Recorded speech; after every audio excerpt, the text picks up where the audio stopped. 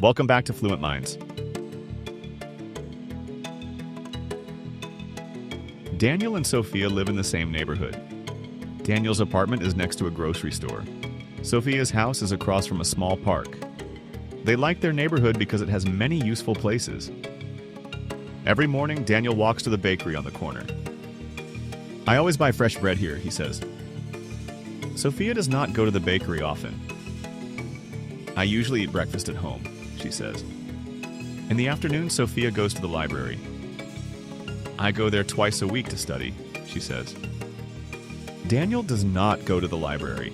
"I usually study at a coffee shop near my apartment," he says. On Saturdays, Daniel and Sophia meet at the park. "The park is between my house and your apartment," Sophia says. "It's a perfect place to meet."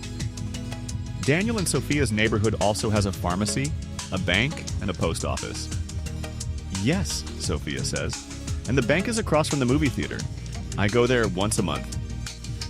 They love their neighborhood because everything is close. "A good neighborhood makes life easier," Sophia says. "Yes, and we can walk everywhere," Daniel says. Now, what did we learn? In this beginner-friendly English story, Daniel and Sophia talk about their neighborhood. Daniel lives next to a grocery store while Sophia's house is across from a park. They discuss useful places in their city like libraries, banks, supermarkets, and coffee shops.